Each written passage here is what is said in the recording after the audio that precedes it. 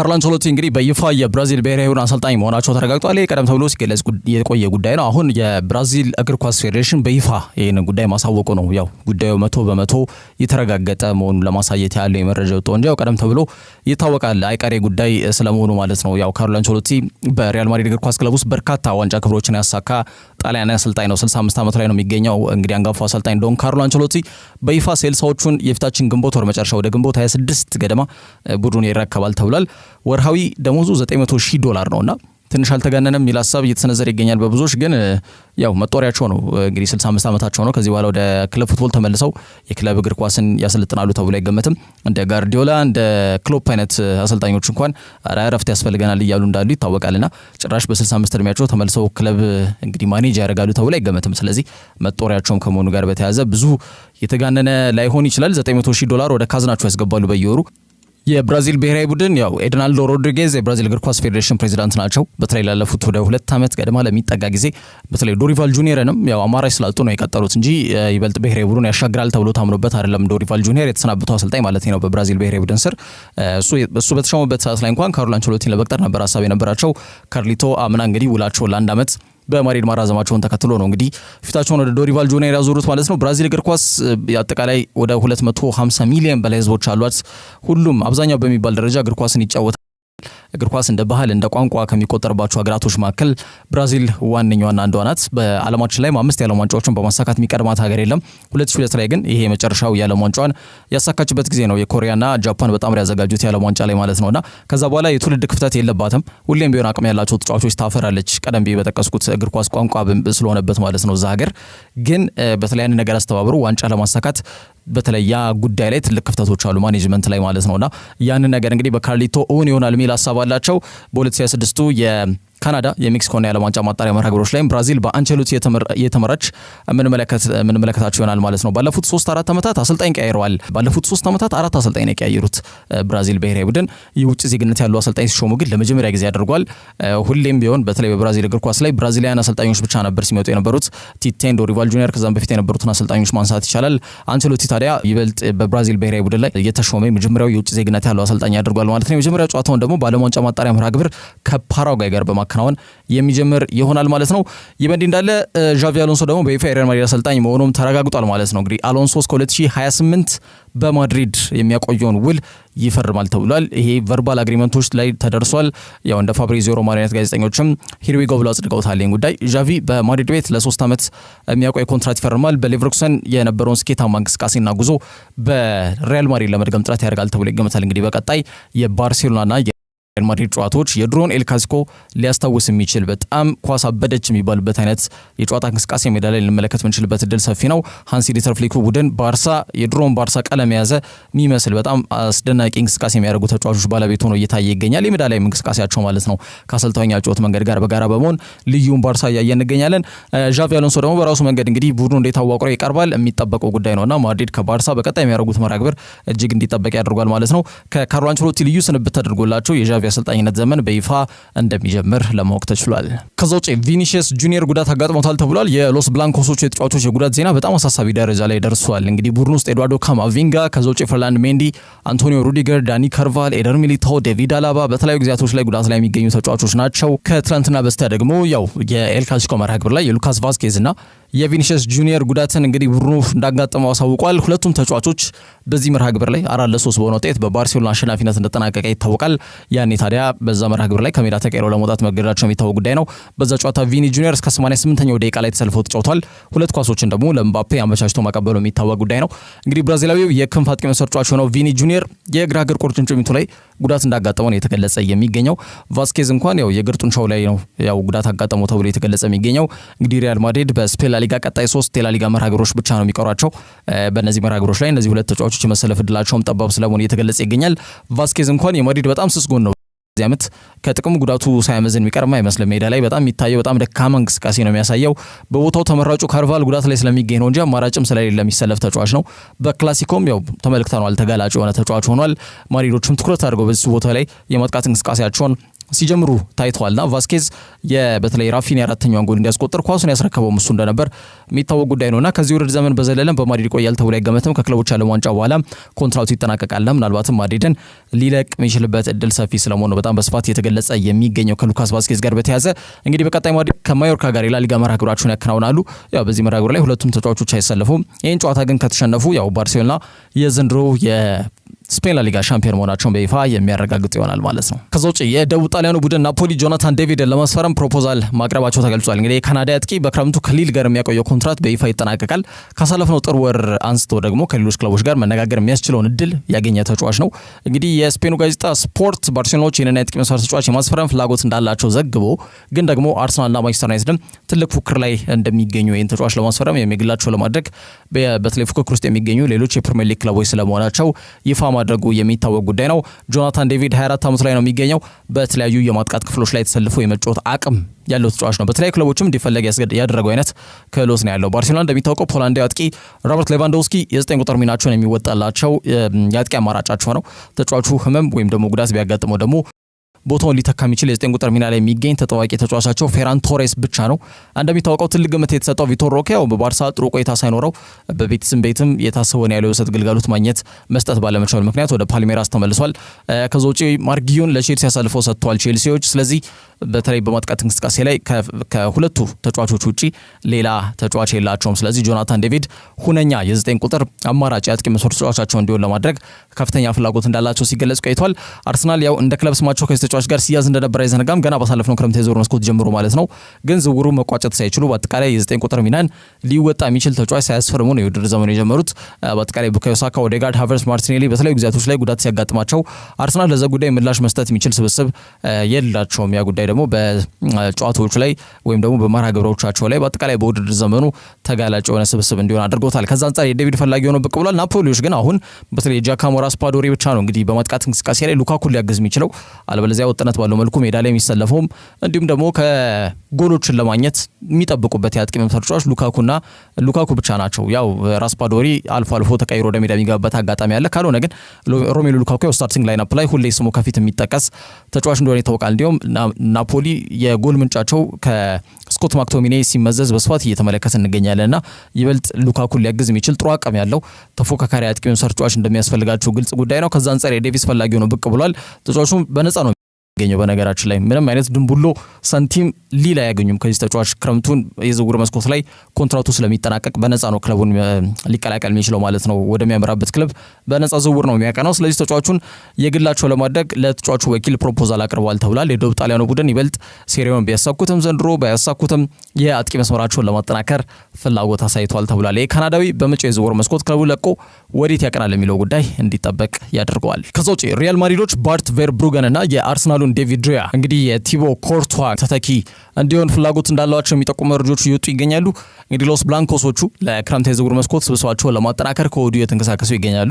እንግዲህ የግብ ጠባቂያቸው ቦታ ላይ ደግሞ ረዘም ያለ ግልጋሎት ሊሰጥ የሚችል ጥሩ አቅም ያለው ግብ ጠባቂ ለማስፈረም እንግዲህ ብራይቱን ባርት ቬርብሩገን እና የአርሰናሉ ግብ ጠባቂ ዴቪድ ራያን በእጩነት ስለመያዛቸው የተገለጸ ይገኛል።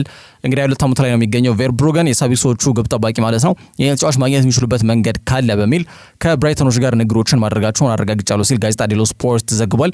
ግብ ጠባቂው በፕሪሚየር ሊጉ በጣም ውጥነት ባለው መልኩ ጥሩ እንቅስቃሴ እያደረጉ ከሚገኙ ግብ ጠባቂዎች መካከል ስሙ ይጠቀሳል። ዣቪ አሎንሶ በኮርቷ የመቀጠል ፍላጎት የለውም ተብሎ ነው የተገለጸ የሚገኘው። አንደኛ እድሜው፣ ሁለተኛ ለቢልድ አፕ ምቹ የሆነ ተጫዋች አይደለም። ብዙ ጊዜ ግራ እግሩን የሚፈልግ አይነት ተጫዋች ነው። በሁለቱም እግሩ ለመጫወት ክፍተት ይታይበታል።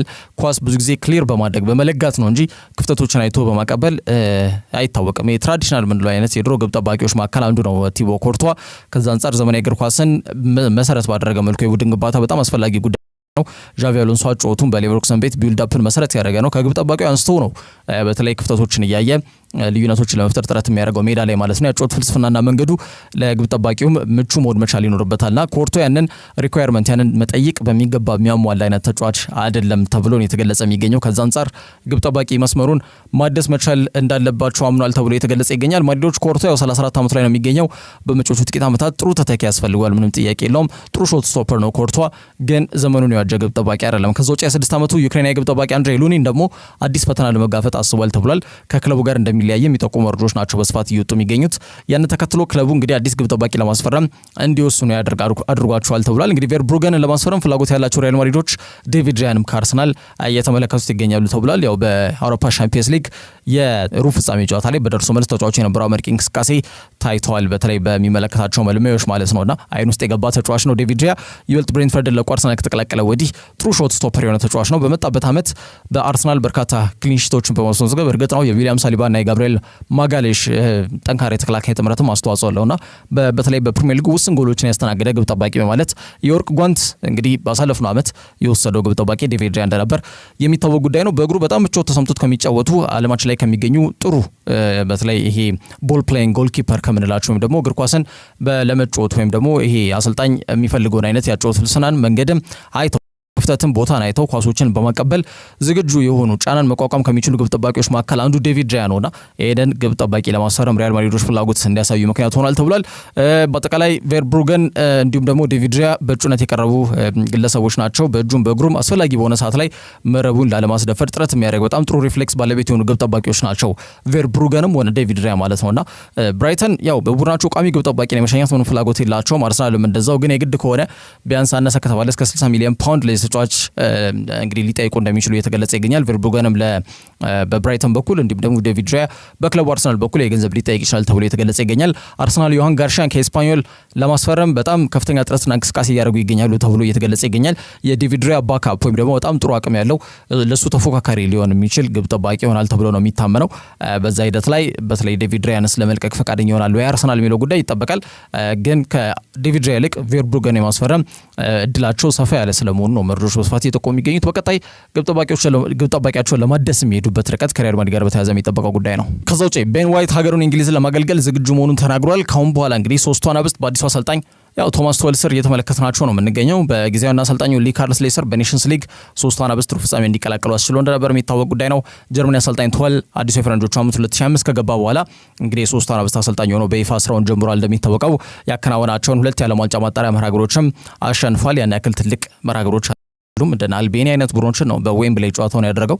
ስለዚህ ያው ይሄ የሚጠበቅ ነው። እንዲያውም በነገራችን ላይ የዓለም ዋንጫ ማጣሪያ መርሃ ግብሮችን አይደለም የዓለም ዋንጫን ይበልጥ ለማሳካት ቢያንስ እስከ ፍጻሜ ድረስ ቡድኑ እንዲጓዝ ትልቅ ኃላፊነት ተረክቦ ነው ቡድኑን የተረከበው ቱኸል ማለት ነው። ታዲያ የአርሰናል የቀኝ መስመር ተመላላሽ ተከላካይ ስፍራ ተጫዋች ነው ቤን ዋይት ከብሔራዊ ቡድኑ ጋር አወዛጋቢ በሆነ መልኩ እንደምናስታውሰው በኳታሩ 2022 የዓለም ዋንጫ የምድብ መርሃ ግብሮች ላይ በተፈጠረ ክስተት ማለትም የእንግሊዝ ብሔራዊ ቡድን ምክትል አሰልጣኝ የነበረው ስቲቭ ሆላንድ ጋር በነበረው አለመግባባት የማንንም ፈቃድ ሳይጠይቅ ጓዙን ይዞ ካምፑን ለቆ ወደ እንግሊዝ ማቅናቱ አይዘነጋም። ከተፈጠረው ክስተት በኋላ ምክንያቱ ምንድን ነበር የሚለው ጉዳይ ይፋ ሆኗል። የተጋጣሚ ተጫዋቾች ላይ አንዳንድ ማብራሪያ እንዲሰጡ ምክትል አሰልጣኙ ስቲቭ ሆላንድ መመሪያና ማሳሰቢያ ቢሰጥም ቤን ዋይት ግን ልምድ ብቻ ሊያከናውን ነው የመጣው። ስለ ተጋጣሚ ቡድን የአጥቂ ተጫዋቾች ባህሪ ምን አይተሃል? ዩቲዩብ ላይ ምን ተመልክተሃል? ምን ጠንካራ ጎኖች አላቸው? ያንን ለመቋቋምስ ምን አስባል? የሚል ጥያቄ ተጠይቆ ነበር። ኧረ እኔ ማብራሪያ ምናምን አልፈልግም ኳስ አለኝ ብሎ መመለሱ አይዘነጋም። ኳስ ማየት ተጫዋች ነው፣ ግን ደግሞ ኳስን መጫወት ይወዳል። ኳስ ግን አይን ያ ጉዳይ ያለ መግባባታቸው መንስኤ እንደነበር ሲገለጽ ቆይቷል። ከዛ በኋላ ዋይት አስደናቂ 2 ዓመታትን በተለይ ወጥነት ባለው መልኩ የሜዳ ላይ እንቅስቃሴን ባሳየባቸው ጊዜያቶች አሉ በአርሰናል እግር ኳስ ክለብ ውስጥ የዘንድሮን ሳይጨምር ማለት ነውና በአሰልጣኝ ጋሬት ሳውዝጌት አማካኝነት ለአውሮፓ ዋንጫውም ከይቅርታ ጋር ጥሪ እንዳይደረግለት ማሳወቁን ተከትሎ ምክትል አሰልጣኙ ሆላንድ እስካለ ድረስ ብሔራዊ ቡድን እንደማይቀላቀል ማሳወቁን ተከትሎ እንደምናስታውሰው ባሳለፍነው ክረምት በነበረው የአውሮፓ ዋንጫ በተለይ እንግሊዝ ብሔራዊ ቡድን እስከ ፍጻሜው ድረስ በተጓዙበት በጣም ጥሩ አድቬንቸራቸው ላይ ቤን ዋይት አልተሳተፈበትም። እንግዲህ ተጫዋቹ በአሁኑ ሰዓት መጠነኛ የቀዶ ጥገና ካከናወነ በኋላ ጉልበቱ ላይ አሁን ወደ ሙሉ ማች ፊትነስ ተመልሷል። እርግጥ ነው ግን ወደ ሙሉ አቋሙ ተመልሷል ማለት ትንሽ አስቸጋሪ ነው። ከቲምበር መልሶ ቦታውን ለማግኘት የሚያስችል አቋም ላይ ለመሆን እየጣረ ነው የሚገኘው። በጣም ቤን ዋይት ቅርዝዝ ያለ እንቅስቃሴ እያሳየ ይገኛል ከጉዳት መልስ ማለት ነው። አሁንም ቢሆን የቀዶ ጥገናው ተጽዕኖ አሳድሮበት ነው ወይስ ደግሞ የአቋሙ መዋዠቅ ነው የሚል ሀሳቦች በግራም በቀኝ ሀሳብ እየተሰነዘረበት ቢገኝም ተጫዋቹ ግን ወደ ድሮ አቋሙ ለመመለስ ጥረት እያደረገ ይገኛል። ታዲያ በቀጣይ ሀገሩን ለማገልገልና ስብስቡን ለመቀላቀል እንዲሁም በአዲሱ አሰልጣኝ እንግዲህ ቶማስ ቱኸል ስር ሀገሩን ለማገልገል ዝግጁ ስለመሆኑ ተገልጿል። ቤኒ ብላንኮ የተባለ ይጠራል። ለመጨረሻ ጊዜ ሀገሩን ወክሎ የተጫወተው በ2022 መጋቢት ወር ላይ እንግሊዝ ከአይቮሪ ኮስት ጋር ባደረገችው ጨዋታ እንደነበር የሚታወቅ ጉዳይ ነው። እንግዲህ ከፋቢዮ ካፔሎና ከስቬን ጎራን ኤሪክሰን በመቀጠል እንግሊዛዊ ሳይሆን የእንግሊዝ ብሔራዊ ቡድን የተረከበው ሶስተኛው የእንግሊዝ ብሔራዊ ቡድን አሰልጣኝ የሆነው ጀርመናዊ አሰልጣኝ ቶማስ ቱኸል ተጫዋቹን ለማነጋገርም በቀጣይ ጊዜያቶች ላይ ያስባል ተብሏል። የ2026 የዓለም ዋንጫ ቲኬትን ማግኘት የመጀመሪያ የቱኸል የቤት ስራው ነው። ታዲያ ቤት ስራውን እንዲያቀልለት ባክፎር ላይ ቤን ዋይትን ይጠቀምበታል የሚለው ጉዳይ ይጠበቃል። ከዛ ውጪ አርሰናል ቪክተር ጊዮኬሬሽን ለማስፈረም ያቀርቡት 75 ሚሊዮን ዩሮ ተቀባይነት ሊያገኝ እንደሚችል የሚጠቁሙ መረጃዎች እየወጡ ነው። እንግዲህ መድፈኞቹ የዘንድሮን ጨምሮ አስቆጪ በሆነ መልኩ ያሳለፉትን 3 የውድድር ዘመናት ለማስታገስ ያሰበ የሚመስል የዝውውር መስኮት እንደሚያሳልፉ አመላካሽ ነጥቦችን እያየ እንገኛለን። በዝውውር መስኮቱ ገና ሳይከፈትም በንቃት እየተንቀሳቀሱ ይገኛሉ። የስብስባቸውን ጥልቀትና ጥራት ጥያቄ ውስጥ መውደቁ ቡድኑ የሊጉ ምርጥ ተፎካካሪ እንጂ በተለይ ዋንጫውን እንዳያሳኩ ወይም ደግሞ የዋንጫውን ጆሮ እየያዙ እንዲለቁ ያደረጋቸው ስለመሆኑ የአደባባይ ሀቅ ከሆነ ሰንበትበት ብሏል። ያው ፒየር-ኤመሪክ ኦባሜያንግ ክለቡን በ2022 የፈረንጆቹ የካቲት ወር የመጀመሪያ ቀናቶች ላይ ክለቡን ከለቀቀ በኋላ ረዘም ያሉ ጊዜያቶች ላይ ቡድኑ ገዳይ ጨራሽና የሚያገኛቸውን እድሎች በሚገባ የሚጠቀም የአጥቂ መስመር ተጫዋች ባለማስፈረማቸው ምክንያት ቡድኑ በጣም አባካኝ ሆኖ የታየበት አጋጣሚ በርካታ ነው። ያንን እልባት ለመስጠት በእጩነት ከያዟቸው የአጥቂ መስመር ተጫዋቾች መካከል አንዱ ደግሞ ስዊድናዊ አጥቂ ቪክተር ጊዮኬሬሽ ነው። አርሰናል ለጊዮኬሬሽ የ5 ዓመት ኮንትራት አቅርበዋል። ወደ 190,000 ፓውንድ ሳምንታዊ ክፍያ ማቅረባቸው የተገለጸ ይገኛል። በአሁኑ ሰዓት ዓለማችን ላይ ካሉ እጅግ በጣም በሳል ከሚባሉ የአጥቂ መስመር ተጫዋቾች መካከል አንዱና ዋነኛው ነው። ቪክተር ጊዮኬሬሽ የበርካታ ክለቦችን ትኩረት የሳበ ተጫዋች ነው። ተጫዋቹን ደግሞ ለማግኘት ከፊት ፉክክሩን እየመራ የሚገኘው ክለብ አርሰናል ስለመሆኑ ቲም ቶክን ጨምሮ ቲቢአር ፉትቦል፣ ሌሎች በርካታ ሚዲያዎችም እየዘገቡ ይገኛሉ። መድፈኞቹ የቀጣዩ ውድድር ዘመን የቡድናቸው የማጥቃት እንቅስቃሴን በጊዮኬሬሽ እንዲመራና የማጥቃት እንቅስቃሴያቸው በዛ ደረጃ እንዲጠናከር ለማድረግ እንዲሁም ደግሞ ተጫዋቹን ለማስፈረም ከፍተኛ ፍላጎት እንዳላቸው እየተገለጸ ይገኛል። እንደሚታወቀው ይህንን ስዊድናዊ አጥቂ ለማስፈረም የሚለው ዜና 2 ዓመት ሊሞላው ተቀርቧል። የቡድኑ አዲስ ቴክኒካል ዳይሬክተር ጣሊያናዊ ግለሰብ ቤርታ ግን ይህንን ዝውውር በማቀላጠፉ ረገድ ከወዲሁ ከፍተኛ እንቅስቃሴዎችን ጀምሯል። ከተጫዋቹ ወኪሎች ጋር ቀጠሮ በመያዝ ንግግሮችን ማድረጉ የሚታወቅ ጉዳይ ነው። ግን አሁን አርሰናል በጣም በፍጥነት ለመንቀሳቀስ ጥረት እያደረገ ይገኛል። ምክንያቱም ማንቸስተር ዩናይትድም የአውሮፓ ሊግ የፍጻሜ ጨዋታውን ያከናውናል። በዚህ በያዝነው ወር ማለት ነው፣ በሁለት ሳምንት ጊዜ ውስጥ ያከናውናል። ታዲያ የአውሮፓ ሊጉን ካሳኩ ማንቸስተር ዩናይትዶች በአቋራጭ በተለምዶ በጓሮ በር ይባላል የአውሮፓ ሻምፒየንስ ሊግ ቲኬት የሚቆርጥ ይሆናል። የአውሮፓ ሻምፒየንስ ሊግ ቲኬትን ከቆረጡ ደግሞ ሁለቱ የሚተዋወቁ ግለሰቦች ማለትም ሩበን አሞሪምና ጊዮኬሬሽ በስፖርቲንግ ሊዝበን የሰሩት በጣም መርቄ ስራ እንዳለ ይታወቃል። እንዲሁ በተለይ የኮቺንግ ሜቶዱን ወይም ደግሞ የአሰልጣጠን ሂደቱን በሚገባ የተረዳ ተጫዋች ነው ጊዮኬሬሽና ወደ ዩናይትድ በማቅናት ይበልጥ ልዩነቶችን ለመፍጠር ጥረት ያደርጋል ተብሎ ይገመታል። ሻምፒየንስ ሊግ ከተሳተፈ ማለት ነው ዩናይትድና ያ ሳይሆን ያ ማለት ከሁለት ሳምንት ባነሰ ጊዜ ውስጥ ዩናይትድ የዩሮፓ ሊግ የፍጻሜ ጨዋታውን ሳያከናውን በፊት አርሰናል በጣም በፍጥነት ለመንቀሳቀስ ጥረት እያደረገ ይገኛል የሚሉ ጉዳዮች ናቸው እየወጡ የሚገኙት። 26 ዓመት ላይ ነው የሚገኘው ጊዮኬሬሽ። ቁጥር ላለማብዛት ተጫዋቹ በዚህ ውድድር ዘመን በአጠቃላይ ወደ 52 ጎሎችን አስቆጥሯል። 11 ኳስ አመቻችቶ አቀብሏል። የአውሮፓ የወርቅ ጓንቱን ለመውሰድ ከፊት ፉክክሩን እየመራ የሚገኝ ተጫዋች ነው። በስፖርቲንግ ሊዝበን አጠቃላይ ኮቬንትሪ ሲቲ ለቆ ስፖርቲንግ ከተቀላቀለ በኋላ ባደረገው 100 ጨዋታ 95 ጎል አስቆጥሯል። ይሄ ቀላል ቁጥር አይደለም። ምናልባት ቀላል ሊመስል ይችላል። 100 ጨዋታ ነው ያደረገው፣ 95 ጎሎች አሉት ይሄ ተጫዋችና ምን ያክል በጣም አነፍናፊ የሚያገኛቸውን ድሎች በሚገባ የሚጠቀም የአጥቂ መስመር ተጫዋች ስለመሆኑ አመላካሽ ነጥብ ነው። እስከ 2028 በስፖርቲንግ ሊዝበን የሚያቆይ ውል አለው፣ ግን ከዚህ ዓመት በዘለለ በክለቡ እንደማይቆይ በግልጽ ይታወቃል። ስፖርቲንግ ሊዝበን ባሳለፍነው ታህሳስ ወር ላይ የተሾመው አዲሱ አሰልጣኝ ሩይ ቦርጌስ ህይወትን ያለዚህ አጥቂ ለመቀጠል በሚያስችላቸው ደረጃ ቡድኑ እንዲገኝ ለማድረግ ጥረት እያደረጉ ይገኛሉ። የተጫዋቹ የውል ማፍረሻ ወደ 100 ሚሊዮን ዩሮ ነው። በድርድር ግን ሂሳቡ እስከ 70 ዝቅ ሊል እንደሚችል ይገመታል። ተጫዋቹ በአርሰናል የቀረበለትን በአመት 10 ሚሊዮን ፓውንድ የሚያስገኝ የኮንትራት ጥያቄም ለመቀበል ፈቃደኝነት አሳይቷል ተብሎ የተገለጸ ይገኛል።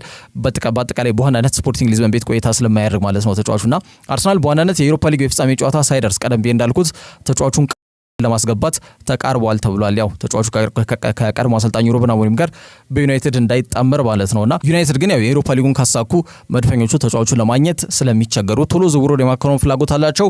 እንግዲህ አዲሱ የክለቡ ቴክኒካል ዳይሬክተር አንድሪያ ቤርታም የስራ ሰው ይመስላል። ያው በጊዜ ዝውውሮቹ እንዲቀላጠፉ እያደረገ ይገኛል። ማርቲን ዙቢሜንዲ የአርሰናል የመጀመሪያው የክረምት የዝውውር መስኮት ገና ሳይገባ ፈራሚያቸው መሆኑ ተረጋግጧል። ጊዮኬሬሽ ደግሞ የመድፉ ሁለተኛ ግዢ እንዲሆን ለማድረግ ከፍተኛ ጥረት እያደረገ ይገኛል። ቀጣይ እንግዲህ የስፖርቲንግ ምላሽ እንዲሁም ደግሞ የተጫዋቹ ምላሽ የሚጠበቅ ይሆናል። ከዛ ውጪ ማንቸስተር ዩናይትድ ለአርጀንቲናዊ ተስፈኛ ወጣት ለሆነው ፍራንኮ ማስታንቶ ለተባለው ተጫዋች ይፋ የዝውውር ጥያቄ አቅርቧል ተብሏል። እንግዲህ አርጀንቲናዊ ተስፈኛ ተጫዋች በሪቨር ፕሌት የተጫወተ ይገኛል።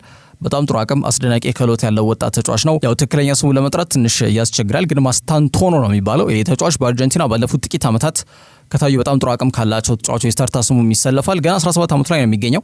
ታዲያ ይህንን ባለ ተስፈኛ አስደናቂ አቅም ባለቤት ወይም ደግሞ በተለምዶ ወንደርኪድ የተባሉ ይጠራሉ። እንደሚታወቀው በጣም በጥሩ በለጋ እድሜያቸው ጥሩ እንቅስቃሴ የሚያሳዩ ተጫዋቾች ስታርታ ስሙ ስለሚካተት ማለት ነውና ዩናይትዶች ይህንን ተጫዋች ለማስፈረም ወደ 45 ሚሊዮን ዩሮ ወጪ ለማድረግም ዝግጁ ናቸው የሚሉ ሀሳቦች ናቸው የተንጸባረቁ የሚገኙት። የአጥቂ አማካይ መስመር ለሚጫወተው ማስታንቱዋኖ እንግዲህ ሪቨር ፕሌት ቤት ነው የተጫወተ የሚገኘው። ቀደም እንዳልኩት ከምንጊዜም ተቀናቃኝና ባላንጣዎቻቸው ከሆኑት ቦካ ጁኒየርስ ጋር ባደረጉት ጨዋታ ላይ ከ30 ሜትር ርቀት ላይ ያስቆጠራት የቅጣት ምት ግብ ደግሞ በጣም በስፋት መነጋገሪያ ነበረች። በተለይ ዩናይትድ ያው ተጫዋቹ ለተወሰኑ ጊዜያቶችም ሲከታተሉት ቆይቷል ተብሏል። ታዲያውን የ45 ሚሊዮን ዩሮ ጥያቄያቸው በይፋ ጠረጴዛው ላይ ቀርቧል። ተጫዋቹንም ለማስፈረም ይፋዊ ጥያቄ እንግዲህ ስለማቅረባቸው የተገለጸ የሚገኘው ክለቡ በወጣቶች ላይ መሰረት ያደርጋል ብሎ የሚጠብቁትን የቡድን ግንባታ ላይ ትልቅ ስኬት የሚሆንላቸዋል ተብሎ ይገመታል። የፕሮጀክታቸው ማሳያ እንዲሁም ደግሞ ክለቡ ምን ያክል በተለይ ለወደፊት በወጣቶች ላይ ትኩረት ያደረገ ጉዞን ለመጓዝ እንዳሰበ አመላካች ዝውውር ይሆናል ተብሎም ታምኖበት ነበረ። ግን ያው ተጫዋቹን ለማስፈረም ያደረጉት ጥያቄ ምን ያክል ተቀባይነት ያገኛል የሚለው ጉዳይ ነው በቀጣይ የሚጠበቀው። ሪያል ማድሪዶች አምና ተጫዋቹን ለማስፈረም ጥረት አድርገዋል። ጥያቄ ማቀርበው በሪቨር ፕሌት ውድቅ ተደርጎባቸዋል ጥያቄው። ተጫዋቹም በተለይ ሪቨር ፕሌት ብቻም አይደለም ተጫዋቹም ወደ ማድሪድ የማቅናት ፍላጎት እንደሌለው መናገሩን ተከትሎ በሪቨር ፕሌት መቆየት ፍላጎቱ እንደሆነ ያሳወቀበት መንገድ ብዙዎችን ያስገረመ ውሳኔ ነበር። ብዙ ጊዜ ሪያል ማድሪድ እንደዚህ በተለይ ደቡብ አሜሪካ ላይ ትኩረት አድርገው በጣም ጥሩና አቅም ያላቸው ወጣት ተጫዋቾችን ለማስፈረም ጥያቄም ጥረትም ያቀርባሉ። በዛ ሂደት ላይ የሪያል ማድሪድ ጥያቄና የባርሴሎና ጥያቄ እስከሆነ ድረስ ብዙ ጊዜ ተጫዋቾቹ ያው ይስማማሉ ወይም ደግሞ ወደ ማድሪድ ደግሞ ወደ ባርሴሎና ለማቅናት ብዙ ጊዜ ፍላጎት እንደሚያሳዩ ነው የሚታየው በተደጋጋሚ ማለት ነው። የተጫዋች ግን በክለቡ ጸንቶ የመቆየት ፍላጎት እንዳለው ማሳወቁ ነበር በጣም በስፋት መነጋገሪያ የነበረው ርዕሰ ጉዳይ። በተለይ ተጫዋቹ የፊታችን ነሐሴ ወር ሲመጣ እንግዲህ 18 ዓመት ይሞላዋል በይፋ። እስከዛው ድረስ ግን ያው ዝውውሩ ቢከናወን እንኳን ፕሮፌሽናል ኮንትራክት ተጫዋቹ መፈራረም የማይችል ነው የሚሆነው። ተጫዋቹ ሁሉም በሚባል ደረጃ አውሮፓ ውስጥ የሚገኙ ትልልቅ ቡድኖች ባየር ሙኒክ፣ ፓሪስ ሴን ጀርሜን አብዛኞቹ ትልልቅ ክለቦች ትኩረትን የሳበ ተጫዋች ነው። በዚህ ውድድር ዘመን ባደረጋቸው 13 ጨዋታዎች ያስቆጠራቸው 4 ጎሎች ማሳያዎች ናቸውና ዩናይትዶች እንግዲህ 45 ሚሊዮን ዩሮ አቅርበው ማስታንቱዋኖ ጥያቄ ያቀርበዋል። ጥያቄያቸው ምን ያክል ተቀባይነት ያገኛል የሚለው በቀጣይ ጊዜያቶች ላይ የሚጠበቀው ርዕሰ ጉዳይ ነው። ከዛ ውጭ ጀርሚ ፍሪምፖንግ በሊቨርፑል ትሬንትን የሚተካው ተጫዋች እንዲሆን ለማድረግ ከፍተኛ ስራዎች እየተሰሩ ይገኛሉ ተብሏል። እንግዲህ የደች አብዮት በአንፊልድ መኖሩ አይቀርም እየተባለ ነው የሚገኘው። ምክንያቱም ራያን ግራቨንበርግ ካለ፣ ቨርጅል ቫን ዳይክ ካለ፣ እስካሁን ኮዲ ጋክፖ አለ በተጫዋቹ ዘርፍ ማለት ነው። በኔዘርላንዳዊ ናቸው እነዚህ 3 ተጫዋቾች። አሰልጣኙ ራሱ በተለይ ደች ወይም ደግሞ ኔዘርላንዳዊ ዜግነት እንዳለው ይታወቃል። አንሽሎትና በግል ስልካቸው ፍሪምፖንግ እንደውላ አነጋግረውታል ተብሏልና ተጫዋቹም ወደ አንፊልድ እንዲያቀና ለማድረግ እያግባቡት እንደሚገኙ የሚጠቁ መረጃዎች በስፋት እየወጡ ይገኛሉ። በነገራችን ላይ ትሬንት አሌክሳንደር-አርኖልድ እንደሚታወቀው የሜልቱድ አካዳሚ ፍሬ ውጤት ነው። ለ20 ዓመት የቆየበትን ክለብ ለቆ እንግዲህ በዚህ ክረምት የዝውውር መስኮት ላይ ወደ ማድሪድ እንደሚያቀና በይፋ ማሳወቁን ተከትሎ ይህንን ቦታ መተካት መቻል ይኖርባቸዋል ሊቨርፑሎች። ከዛ ጋር በተያያዘ ስማቸውም ከተለያዩ ተጫዋቾች ጋር እየተያዘ ይገኛል። በቀይ መስመር ተመላላሽ ተከላካይ ስፍራ ተጫዋች ቦታ ላይ ግን ያው ፍሪምፖንግ ብቻ ነው ትኩረት አድርገው ተጫዋቹን ለማስፈረም ጥረት እያደረጉ የሚገኙት ማለት ነው። በእግር ኳስ በአሁኑ ሰዓት በቦታቸው ምርጥ ከሚባሉ አስደናቂ የቀይ መስመር ተመላላሽ ተከላካይ ስፍራ ተጫዋቾች መካከል ስሙ ይጠቀሳል። ፍሪምፖንግ የዘር ግንዱ ከጋና ነው የሚመዘዘው፣ ግን ዜግነቱ ኔዘርላንዳዊ ነው። ለኔዘርላንድስ ብሔራዊ ቡድን የተጫወተ የሚገኘው በተደጋጋሚ በአሰልጣኝ ሮናልድ ኪውመን በቋሚነት በቦታው ሲሰልፍን ተመልክተናል። ፍሪምፖንግ እና ስታንዳውት ፐርፎርማ ነው። በቦታቸው ወጥነት ባለው መልኩ ልዩነቶችን መፍጠር ከተካኑ ተጫዋቾች መካከል ስሙ ይጠቀሳልና 24 ዓመቱ ላይ ይገኛል። ፍሪምፖንግ በ2021 ወደ 11 ሚሊዮን ዩሮ ወጥቶበት ሌቨርኩሰንም ከተቀላቀለ ወዲህ በጊዜ ሂደት የበርካታ ክለቦችን ትኩረት ሳበ ተጫዋች መሆኑ ሜዳ ላይ በሚያሳየው እንቅስቃሴ እየተመለከትን ወይም እየታየም ይገኛል። የመርሳይዱ ክለብ ቦታው ላይ ረዘም ላለ ጊዜ ግልጋሎትን የሰጠውና በፕሪሚየር ሊጉ በርካታ ኳሶችን አመቻችቶ ማቀበል የቻለው የተከላካይ መስመር ትሬንት ወደ ማድሪድ ማቅናቱ መረጋገጡን ተከትሎ ቦታውን በጣም ለኮነር ብራድሊ ብቻ መተው አልፈለገም። በተለይ ኮነር ብራድሊ ጥሩ አቅም ያለው ተጫዋች ነው፣ ግን በተለይ ደግሞ በብስለት መጠነኛ በሆነ መልኩ የሚጎለው ተጫዋች ነው። የሚሰራቸው ጥፋቶችም ያንን ነገር ያመላክታሉ። በማጥቃት እንቅስቃሴው ላይም የአርኖልድ አይነት ቨርሳታይሊቲ ያለው ተጫዋች አይደለም። ከዛ አንጻር ፍሪምፖንግን ለማስፈረም እንግዲህ ፍላጎት አሳይቷል ተብሏል። ቦታውም ሲጀመር ተቀያሪ ተጫዋችም ያስፈልጓል። ጆ ጎሜዝ በቦታው ላይ በቋሚነት ተመራጭ የሚባል አይነት ተጫዋች እንዳልሆነ የሚታወቅ ጉዳይ ነው። ከዛ ጋር በተያያዘ ብራድሊና እንዲሁም ደግሞ ፍሪምፖንግን እያፈራረቀ እንግዲህ አሰልጣኝ አርነ ስሎት በቀጣይ ውድድር ዘመን ላይ ለመጠቀም ፍላጎት አሳይቷል ተብሏል። ከ40 እስከ 50 ሚሊዮን ዩሮ ብቻ ነው የሚጠይቁት እንግዲህ ሌቨርኩሰኖች ከዚህ ተጫዋች የሚፈልጉት ያንን ነው። ስለዚህ በቀላሉ ሊቀር የሚችል ገንዘብ ከመሆኑ ጋር በተያያዘ ተጫዋቹ ክለቡ እንደሚለቅ ማረጋገጫ እንዲሰጥበት ያስገደደ ነጥብ ሆኗል። ፍሪምፖንግ እንግዲህ በጀርመን ያው ዴፊ ፖካልና ምንም ጨዋታ ሳይሸነፉ አምና የቡንደስሊጋ ክብርን ያሳካው የዣቪ አሎንሶ ስብስብ ዋና ተዋናይ ከሆኑ ተጫዋቾች መካከል አንዱ ነው። እንግዲህ ሌቨርኩሰን ያው ፍሎሪያን ቪርትስ እና በተለይ ጀርሚ ፍሪምፖንግን በክረምቱ ሊያቆዩ የሚችሉበት እድል በጣም ጠባብ ነው ተብሎ ነው የተገለጸ የሚገኘው። ሁለቱም በጣም በርካታ ክለቦች ነው የሚፈልጓቸው፣ ጥሩ አቅም ያላቸው ተጫዋቾች ናቸውና ጆናታን ታሃን ጨምሮ ማለት ነውና እነዚህ 3 ተጫዋቾች ክለቡ ሊለቁ ይችላሉ ተብሎ በጣም በስፋት የተገለጸ ይገኛል። ፍሪምፖንግ ወደ ሊቨርፑል ያቀናሉ የሚሉት መረጃዎች በጣም በስፋት እየወጡ ይገኛሉና ይህ ዝውውር እውን ይሆናል የሚለው ጉዳይ በቀጣይ ይጠበቃል። ከዛ ውጭ የአውሮፓ እግር ኳስ አወዳዳሪው አካል የፍጻሜ ጨዋታዎችን የሚዳኙ ዳኞችን ይፋ አድርጓል። ኢትስቫን ኮቫክስ የአውሮፓ ሻምፒየንስ ሊግ የፍጻሜ ጨዋታን እንዲሁም ደግሞ ጀርመናዊ ዳኛ ፌሊክስ ዛየር ደግሞ የዩሮፓ ሊግ የፍጻሜ ጨዋታ እንዲመሩ የአውሮፓ እግር ኳስ አወዳዳሪው አካል ዩኤፋ አሳውቋል ማለት ነው። የ40 ዓመቱ ሮሜኒያዊ ምስጉን ዳኛ ኢትስቫን ኮቫክስ በያዝነው ግንቦት ወር በሚከናወነው የክለቦች ትልቅ የውድድር መድረክ በሆነው በአውሮፓ ሻምፒየንስ ሊግ የፍጻሜ ጨዋታ እንግዲህ ጀርመን ሙኒክ ላይ ነው ወይም የባየር ሙኒክ ስቴዲየም በሆነው አሊያንዝ አሬና ላይ ነው የሚደረገው የኢንተር ሚላንና የፓሪስ ሴን ጀርሜን ጨዋታ ማለት ነው። ይህንን መርሃ ግብር በመሃል አልቢትነት የሚመራ ይሆናል ተብሏል። ከ2010 ጀምሮ በዳኝነት ተመዝግቦ በስራ ላይ የሚገኘው ኮቫክስ የፍጻሜ ጨዋታ ሲዳኝ ለሶስተኛ ጊዜ አድርጓል።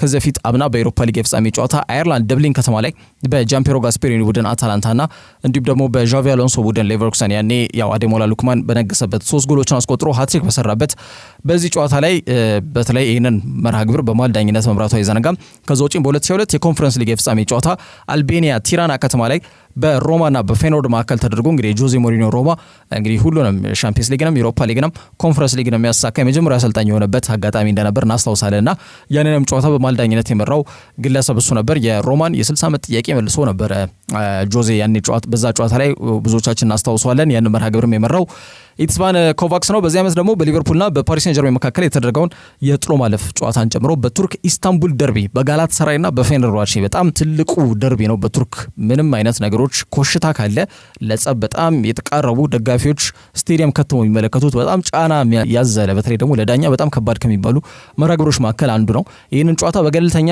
ዳኛ ነው የሚካሄደው። ብዙ ጊዜ እንደሚታወቀው የቱርክ ዳኞች ይህን ኃላፊነት ወስደው አይዳኙትም ይህንን ጨዋታና በተለይ በእንግድነት ተመራጭ ሆኖ ተጋብዞ የዳኛው ዳኛ ነው የጋላት ሰራይ ፌነርባቼን 0-0 በሆናቸው ውጤት የተጠናቀቀ መርሃ ግብርና ኢትስቫን ኮቫክስ በጣም ተመራጩ ዳኛ ነው። እንግዲህ የፍጻሜው መርሃ ግብር የኢንተር ሚላንና በፓሪስ ሴን ጀርሜን መካከል የሚደረገውን የአውሮፓ ሻምፒየንስ ሊግ የፍጻሜ ጨዋታ ይዳኛል ማለት ነው። ከዛ ውጪ ክለቦች የውድድር መድረክ ላይ ሁለተኛ ከሚሰጠው የአውሮፓ ሊግ የፍጻሜ ጨዋታ ደግሞ በሁለቱ የእንግሊዝ ተወካይ ቡድኖች ማለትም ማንቸስተር ዩናይትድና ቶተንሃም መካከል ይደረጋል።